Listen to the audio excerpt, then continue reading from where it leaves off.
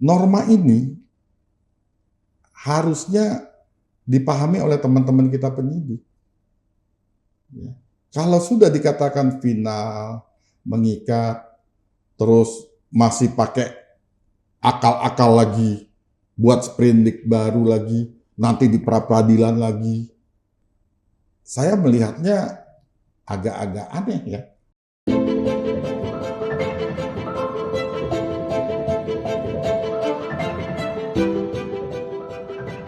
Assalamualaikum warahmatullahi wabarakatuh. Kembali lagi dengan saya Dewi Ayu Lestari dalam program Serambi Adi Warman. Serambi Adi Warman merupakan program edukasi hukum yang mana akan membahas tentang permasalahan keadilan yang hangat terjadi di kalangan masyarakat. Vlog official Adi Warman ini juga melakukan penelusuran hukum serta mengemasnya dalam bentuk karya jurnalistik bertujuan untuk memberikan pemahaman hukum sesuai undang-undang yang berlaku di Indonesia. Dalam tema kali ini, Serambi Adi Warman akan membahas putusan pra-peradilan kasus PT Titan Infra Energy. Sebelum acara kita mulai, mari simak tayangan berikut.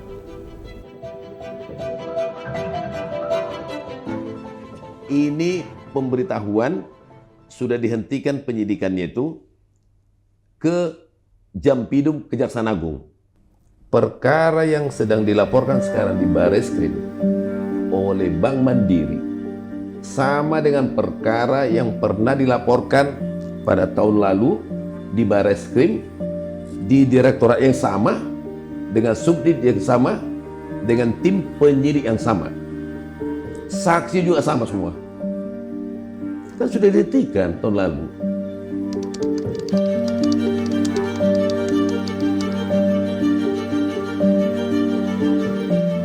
Menurut peraturan yang ada, kalau mau memperkarakan kembali, kalau dianggap mungkin punya bukti baru, punya novum, tidak boleh dengan membuat laporan polisi yang baru. Caranya apa? Harus membuat upaya atau langkah hukum melalui pengadilan dalam bentuk pra-peradilan.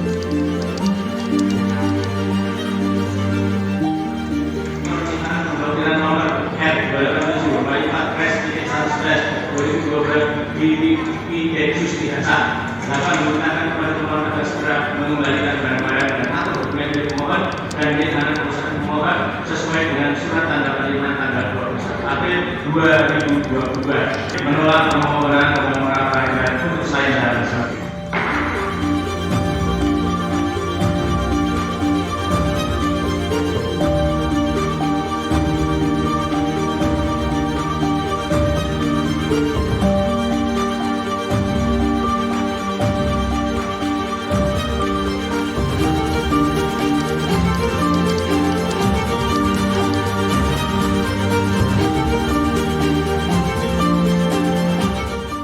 Ingat, di dalam Perkap itu apa? Peraturan Kapolri tahun 2019 tegas dikatakan situ, penghentian penyidikan hanya bisa dibuka dengan pra-peradilan.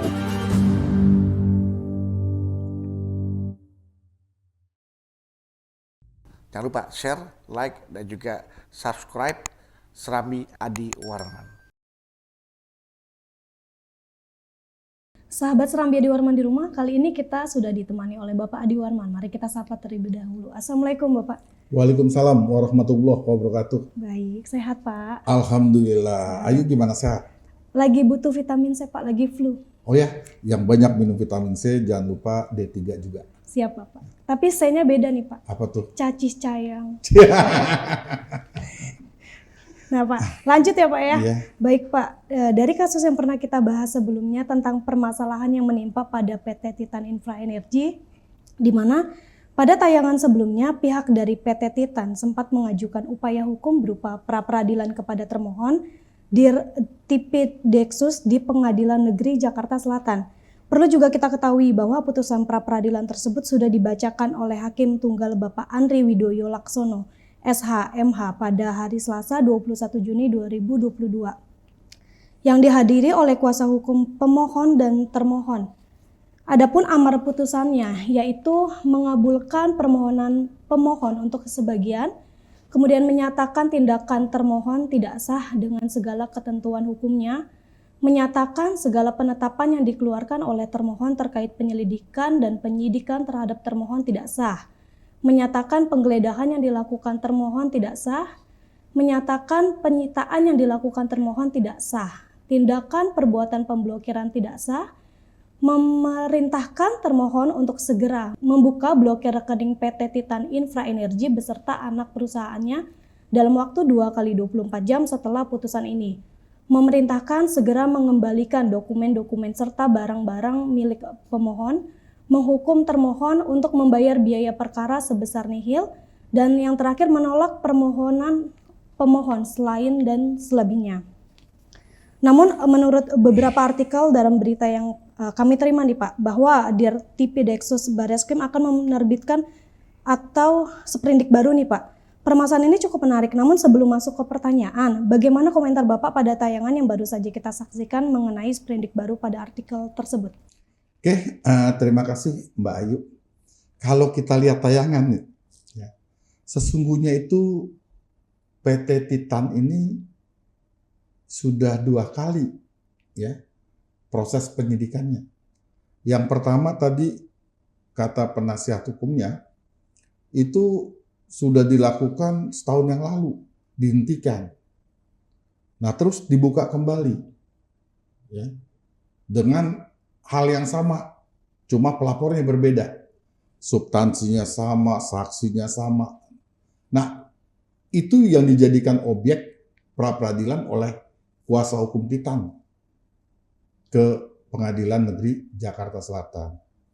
Kalau kita lihat sesungguhnya pada saat perkara pertama dihentikan penyidikannya, seharusnya pelapor atau pihak terkait itu bukan membuat laporan baru, akan tetapi mengajukan pra-peradilan terhadap penghentian penyidikan kasus yang pertama. Tapi itu tidak dilakukan oleh pelapor atau pihak terkait, berarti selesai itu. Tetapi ada laporan baru dari Bank Mandiri, ya, yang konon katanya kita anggap pihak terkait, dan nanti legal standingnya dibahas oleh pengadilan, ya, itu mengajukan laporan baru ke Mabes Polri dengan diri yang sama, penyidik yang sama, substansi yang sama. Nah, oleh pihak Titan dibawalah ke pengadilan melalui lembaga pra-peradilan.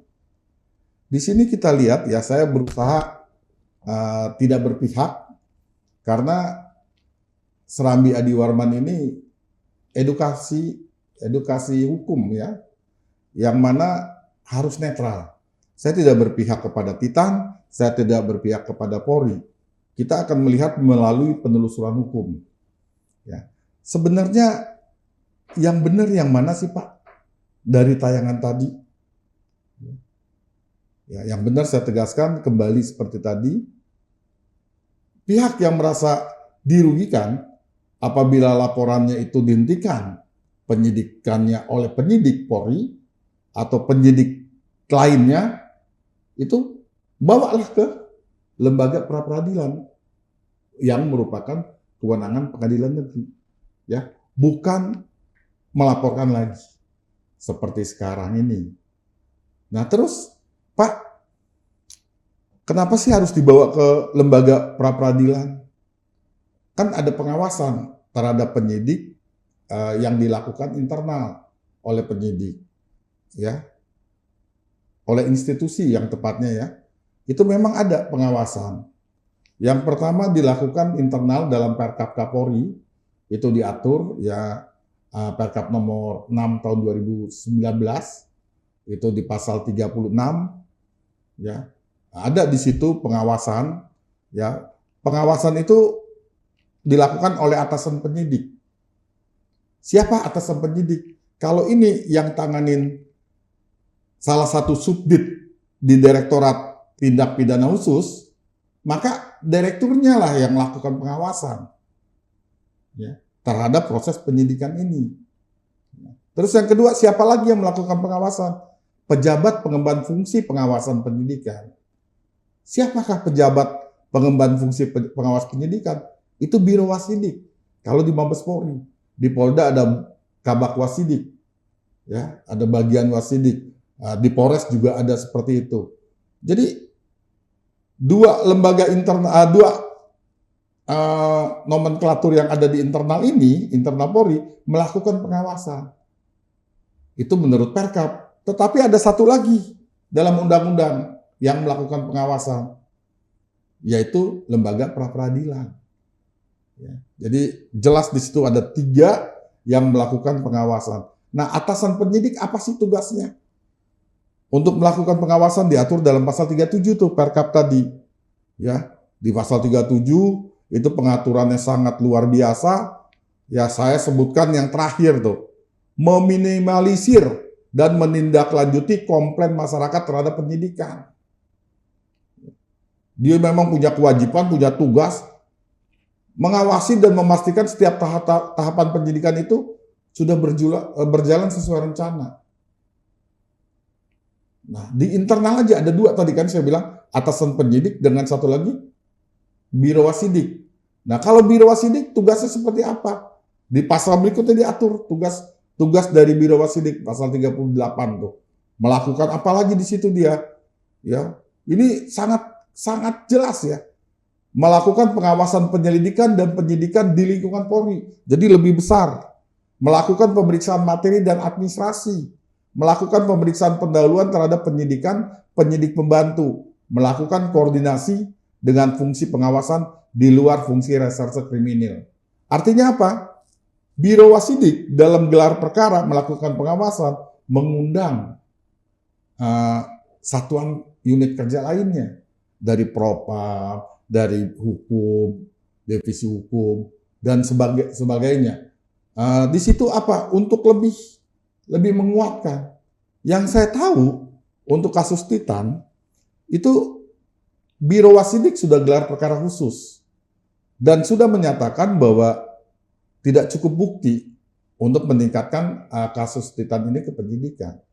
Tetapi atasan penyidik itu ngotot, bir ngotot. Di situ ada pro kontra. Seharusnya ini nggak boleh terjadi. Kalau sudah Biro Wasidik mengatakan A, ini atasan penyidik harus ikut. Berarti ada sesuatu ya yang memang harus apa namanya? Harus introspeksi diri lah, harus profesional lah. Udah Biro Wasidik mengatakan itu, jangan juga dipaksakan. Nah, karena persoalan seperti ini, seperti yang Titan alami, Titan bingung waktu itu kan, pengacara yang bilang, Biro Wasidik mengatakan A, tapi penyidik tetap ngotot, ya tentu atasan penyidik, bukan penyidiknya. Ngotot, nah, maka kuasa hukum Titan membawa ke pengadilan. Nah, putusan pengadilan keluar. Putusan pra-peradilan seperti amarnya yang tadi Mbak Ayu katakan. Ya, itu putusan pra-peradilan itu bersifat final dan mengikat. Artinya apa? Artinya tidak ada upaya hukum lain. Tidak ada banding, tidak ada kasasi, udah final, udah selesai. Mengikat artinya apa? Sejak diucapkan udah langsung mengikat. Suka tidak suka penyidik, ya, termasuk atasan penyidik patuh sama itu. Jangan lagi penyidik katakan, Pak, saya tidak mau patuh, Pak, tunggu perintah pimpinan. Enggak begitu. Ya. Jadi pada saat putusan diucapkan, itu mengikat dan final. Clear di situ. Ya, tidak ada istilah, Pak, ini kita mau banding mau apa? Nggak ada. Ada untuk upaya banding itu putusan pra-peradilan yang diatur dalam pasal 83 ayat 2 KUHP. Nanti akan kita bahas lembaga pra-peradilan seperti apa. Gitu loh Mbak Ayu. Baik. Tadi kan Bapak sudah menerangkan tentang pengawasan dari penyidikan ya Pak ya. Nah kemudian sebenarnya apa yang dimaksud dengan pra-peradilan Pak? Ya seperti saya katakan, lembaga pra-peradilan itu dibuat oleh pembuat undang-undang dalam KUHP, diatur di dalam pasal 77 sampai pasal 83. Ya, pasal 77 sampai 83. Pasal 77 itu mengatakan ya, pengadilan negeri yang berwenang untuk memeriksa dan memutuskan sesuai dengan ketentuan perundang-undangan yang berlaku tentang sah atau tidaknya penangkapan. Yang pertama penangkapan, penahanan, penghentian penyidikan dan penghentian penuntutan. 4. Ya. Terus di B-nya dikatakan tentang ganti rugi atau rehabilitasi bagi orang ya yang perkara pidananya dihentikan di tingkat penyidikan atau penuntutan. Yang B ini, ayat B ini, ya agak sulit ya, jarang sekali orang melakukannya. Orang udah lebih suka dengan huruf A-nya. Sah atau tidaknya penangkapan, penahanan, penghentian penyidikan, dan penghentian penuntutan. Akan tetapi, dalam 10 tahun terakhir ini, tepatnya itu tahun 2014, ya, itu Mahkamah Konstitusi mengeluarkan putusan nomor 21, ya, garis miring PUU, garis datar 12 Romawi, tahun 2014, memperluas, ya, pasal 77 huruf A. Dengan apa? Dengan sah atau tidaknya penangkapan. Sah atau tidaknya penahanan. Sah atau tidaknya penggeledahan. Sah atau tidaknya penyitaan. Ditambah di situ diperluas jadi 4. Yang sudah limitatif diatur di dalam pasal 77 diperluas oleh Mahkamah Konstitusi. Ya, di sini dikatakan bahwa pasal 77 ini poinnya, rohnya adalah melakukan pengawasan terhadap proses-proses penyidikan tadi, penyelidikan dan penyidikan. Dan di dalam pasal 83-nya dikatakan dengan tegas, ya, 83 ayat 1-nya, itu dengan tegas dikatakan tidak dapat dilakukan banding kasasi. Di pasal 83 ayat 1, jelas dikatakan, ya, terhadap putusan pra-peradilan itu tidak bisa diajukan, dimintakan banding. Ya. Kecuali ketentuan ayat 1 tadi, ada putusan pra-peradilan yang menetapkan tidak sahnya penghentian penyidikan dan penuntutan. Itu bisa diajukan banding. Seperti misalkan contoh, pihak pelapor yang pertama perkara Titan, itu kan dihentikan penyidikannya, dia tidak puas, dia lakukan pra-peradilan. Di pra-peradilan dia kalah, dia lakukan banding. Nah, tetapi sekarang Titan yang melakukan pra-peradilan, ya, penyidik tidak bisa melakukan banding. Ya. Penyidik tidak bisa melakukan banding, itu final dan mengikat. Tadi kan Bapak sempat mengatakan putusan pra-peradilan itu adalah final dan sifatnya mengikat, betul ya Pak ya? Nah pertanyaannya mengapa bisa dikatakan final Pak? Karena di dalam pasal 77 tadi, pasal 83, ya, 83 ayat 1, dikatakan tidak bisa banding, artinya tuntas. Tidak ada upaya hukum lagi. Sama sekali tidak ada upaya hukum. Inkrah, ya. Selesai ya Pak? Iya, selesai, tuntas. Tuntas. Dan dia tidak bisa, ya harus patuh. Dipaksa untuk patuh. Tidak ada upaya hukum, itu adalah putusan terakhir. Ya, jadi clear di situ. Terkecuali tadi dikatakan tentang penghentian sah atau tidaknya tentang penghentian penyidikan sebagaimana di pasal 83 ayat 2-nya. Baik. Oke? Baik. Nah, tadi kan artinya final, tuntas, tidak bisa lagi ya Pak ya. Apakah bisa dikaitkan pernyataan tersebut perihal akan melakukan atau membuat sprindik baru? Nah ini menarik ya. Norma ini harusnya dipahami oleh teman-teman kita penyidik. Ya. Kalau sudah dikatakan final, mengikat, terus masih pakai akal-akal lagi, buat sprindik baru lagi, nanti di pra-peradilan lagi, ya, itu akan terus seperti itu. Ini sangat tidak elok.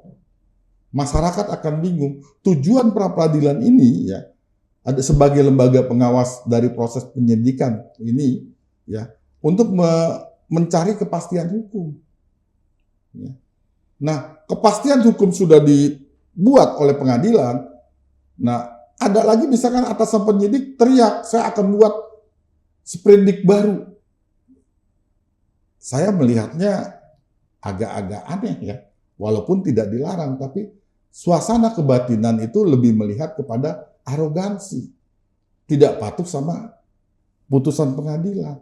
Buat apa disebut dalam pasal 83 itu tidak dapat banding? Buat apa disebut itu final dan mengikat? Kalau masih mengelak dengan gaya Abu Nawas buat sprint baru, sprindik baru. Nanti pihak Titan pasti bawa lagi ke persidangan. Terus seperti itu. Justru harusnya ya sebagaimana dikatakan hasil rapat di DPR dengan RDP dengan Komisi 3 baru beberapa waktu yang lalu, itu kesimpulannya supaya dilakukan proses hukum sesuai dengan ketentuan undang-undang yang berlaku. Artinya apa? Dalam menegakkan hukum jangan melanggar hukum. Ya. Itu penting. Bukan arogansi yang dikedepankan. Dalam menegakkan hukum boleh aja silakan menegakkan hukum, tetapi jangan melanggar hukum. Ya, kita sama-sama paham itu semua. Ya, saya berharap kasus ini tuntas, selesai. Ya, tidak ada lagi persoalan-persoalan yang seakan-akan tanda petik ada sesuatu yang memaksakan. Terkesan nanti adanya industrial hukum dalam kasus ini. Terima kasih Pak atas ilmu dan pemahamannya yang luar biasa untuk hari ini. Semoga dapat bermanfaat tidak hanya untuk saya, tetapi untuk masyarakat semua juga yang ada di rumah pastinya. Demikian acara bincang-bincang kita kali ini. Saya Ayu pamit undur diri. Jangan lupa like, komen, dan subscribe. Wassalamualaikum warahmatullahi wabarakatuh. Waalaikumsalam warahmatullahi wabarakatuh.